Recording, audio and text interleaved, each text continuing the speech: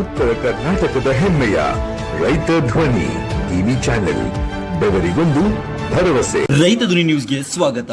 ಶಿಗ್ಗಾಂವಿಯ ಪುರಸಭೆ ಇತಿಹಾಸದಲ್ಲಿ ಇಷ್ಟೊಂದು ಆರೋಪ ಪ್ರತ್ಯಾರೋಪಗಳು ಕೇಳಿ ಬಂದಿಲ್ಲ. ಆದ್ದರಿಂದ ಪುರಸಭೆಯಲ್ಲಿ ಕೇಳಿ ಬರುತ್ತಿರುವ ಆರೋಪಗಳಿಗೆ ಜಿಲ್ಲಾಧಿಕಾರಿಗಳಿಂದ ಸೂಕ್ತ ತನಿಖೆ ಆಗಲಿ. ಪುರಸಭೆ ಅಧಿಕಾರಿಗಳು ನಿರ್ಲಕ್ಷ್ಯ ಧೋರಣೆಯನ್ನ ತೋರುತ್ತಿದ್ದಾರೆ ಎಂದು ಸರ್ಕಾರದ ನಾಮನಿರ್ದೇಶಿತ ಪುರಸಭೆಯ ಸದಸ್ಯರಾದ ಮಂಜುನಾಥ್ ಮಣ್ಣನವರು ಹೇಳಿದರು. ಶಿಗ್ಗಾಂವಿಯ ಅತಿಥಿ ಗೃಹದಲ್ಲಿ ರೈತ ಧ್ವನಿಯೊಂದಿಗೆ ಮಾತನಾಡಿ ಆರೋಪಿಸಿದರು. ನಮಸ್ಕಾರ, ನೀವು ನೋಡ್ತಾ ಇದ್ದೀರಿ ರೈತ ಧ್ವನಿ ನ್ಯೂಸ್. ನಾನು ಮಂಜುನಾಥ್. ಏನೋ ಇತ್ತೀಚೆಗೆ ಪುರಸಭೆಯಲ್ಲಿ ವಾದ ವಿವಾದ, ಆರೋಪ ಮತ್ತು ಪ್ರತ್ಯಾರೋಪಗಳು ನಡೆದವು ಮತ್ತು ಸಂಬಂಧಪಟ್ಟಂಗೆ ಇತ್ತೀಚೆಗೆ ಸಾಮಾನ್ಯ ಸಭೆ ಕೂಡ ನಡೆಯಿತು. ಅದರ ಸಂಬಂಧಿಸಿದಂತೆ ಮಾತನಾಡಲು ನಮ್ಮ ಜೊತೆಗೆ ಪುರಸಭೆಯ ನಾಮನಿರ್ದೇಶಿತ ಸದಸ್ಯರಾದಂತಹ ಮಂಜುನಾಥ್ ಮಣ್ಣನವರು ಇದ್ದಾರೆ. ಅವರನ್ನು ನಾನು ಮಾತಾಡ್ತಾ ಹೋಗ್ತೀನಿ. ಸರ್ ನಮಸ್ತೆ. ನಮಸ್ಕಾರ ಸರ್, ಇತ್ತೀಚೆಗೆ ಏನಾಗಿತ್ತು ಅಂತಂದ್ರೆ ಪುರಸಭೆಯಲ್ಲಿ ಕೆಲವರು ಸದಸ್ಯರು ಒಬ್ಬರ ಮೇಲೆ ಇನ್ನೊಬ್ಬರನ್ನ ಆರೋಪ ಮಾಡ್ತಾ ಇದ್ರು. ಅದಕ್ಕೆ ಸಂಬಂಧಪಟ್ಟಂಗೆ ಪುರಸಭೆ ಅಧ್ಯಕ್ಷರು ಕೂಡ ಸ್ಪಷ್ಟನೆಯನ್ನು ಕೂಡ ಕೊಟ್ಟಿದ್ರು.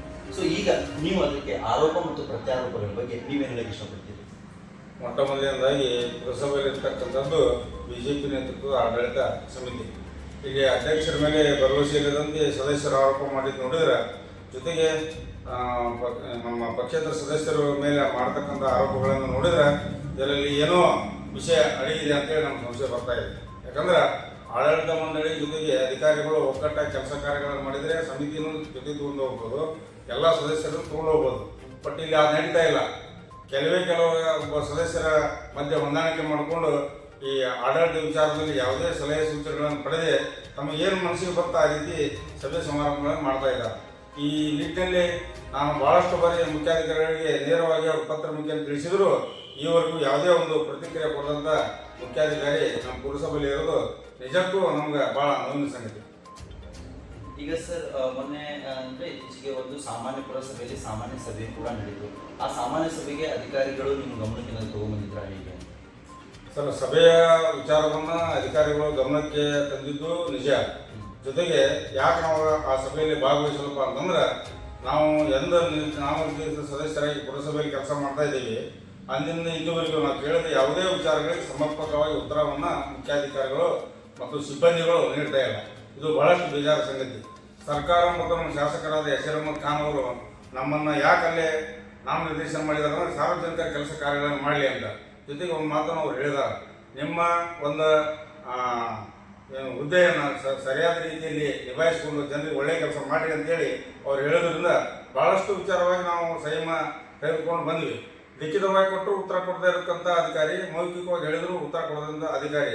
ಇಂಥ ಅಧಿಕಾರಿಗಳು ಹೊಂದಾಣಿಕೆ ಮಾಡಿಕೊಂಡು ಕೆಲವು ಸದಸ್ಯರ ಜೊತೆಗೆ ಈ ಪುರಸಭೆ ನಡೆಸೋದು ನಿಜಕ್ಕೂ ದುರಂತದ ಸಂಗತಿ ಅದು.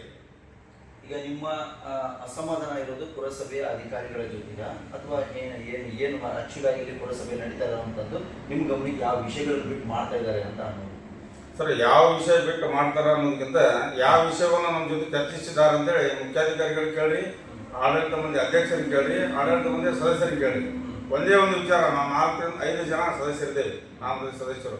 ಒಂದು ವಿಚಾರವನ್ನು ಮೀಟಿಂಗ್ ಪೂರ್ವದಲ್ಲಿ ಕರೆದು ನಮ್ಗೆ ಯಾವುದೇ ರೀತಿಯಲ್ಲಿ ಚರ್ಚೆ ಮಾಡದೇ ಅವ್ರ ಕೆಲಸ ಕಾರ್ಯಗಳು ಮಾಡ್ತಾ ಬಂದಿದ್ದಾರೆ.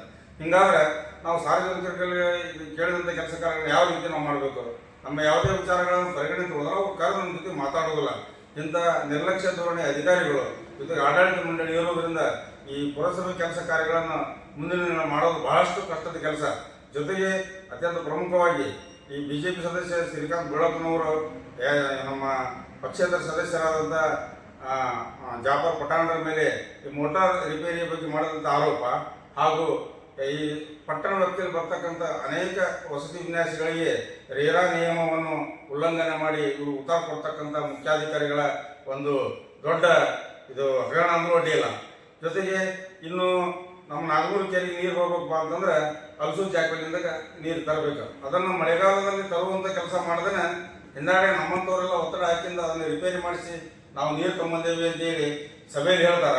ಇವರು ಅದಕ್ಕೆ ಹಾಕಿದ ವೆಚ್ಚ ಎಷ್ಟು, ಖರ್ಚು ಎಷ್ಟು, ಯಾರು ಗಮನ ತೊಗೊಂಬಂದಿರಿ, ಯಾವ ರೀತಿ ಕೆಲಸ ಮಾಡಿದಿರಿ, ಎಲ್ಲವನ್ನೂ ತಮ್ಮ ಅಡಿಯಲ್ಲಿ ಇಟ್ಟುಕೊಂಡು ಕೆಲಸ ಕಾರ್ಯಗಳನ್ನು ಮಾಡ್ತಕ್ಕಂಥ ಈ ಆಡಳಿತ ಮಂಡಳಿ ಜೊತೆಗೆ ಎಲ್ಲ ಗೊತ್ತಿಲ್ಲದಂತೆ ಇರ್ತಕ್ಕಂಥ ಮುಖ್ಯಾಧಿಕಾರಿಗಳು, ಈ ರೀತಿಯ ಒಂದು ಆಡಳಿತ ಮಂಡಳಿ ಜೊತೆಗೆ ಮುಖ್ಯಾಧಿಕಾರಿಗಳು ಇದ್ರೆ ನಮ್ಮಂಥ ಸಾಮಾನ್ಯ ನಾಮನಿರ್ದೇಶಿತ ಸದಸ್ಯರು ಏನು ಕೆಲಸ ಮಾಡೋಕ್ಕೆ ಸಾಧ್ಯ ಆಗುತ್ತೆ. ಅದಕ್ಕೆ ನಿಮ್ಮ ಮಾಧ್ಯಮದ ಮೂಲಕ ಕೆಲವು ತಿಂಗಳಲ್ಲಿ ನಮ್ಮ ಶಿಗ್ಗಾಂವ ಪುರಸಭೆಯಲ್ಲಿ ನಡೀತಕ್ಕಂಥ ಭ್ರಷ್ಟಾಚಾರದ ವಿಚಾರ, ವಿವಿಧ ಕೆಲಸ ಕಾಮಗಾರಿಗಳ ವಿಚಾರವಾಗಿ ಆಡಳಿತ ಮಂಡಳಿಯ ಸದಸ್ಯರು, ಅಧ್ಯಕ್ಷರು ಜೊತೆಗೆ ಪಕ್ಷೇತರ ಸದಸ್ಯರ ಮೇಲೆ ಆರೋಪ ಮಾಡತಕ್ಕಂಥದ್ದು ನೋಡಿದರೆ ನಿಜಕ್ಕೂ ಈ ಪುರಸಭೆ ಇತಿಹಾಸದಲ್ಲಿ ಇಂಥ ಆರೋಪ ಪ್ರತ್ಯಾರೋಪಗಳನ್ನು ನಾನು ನೋಡಿಲ್ಲ.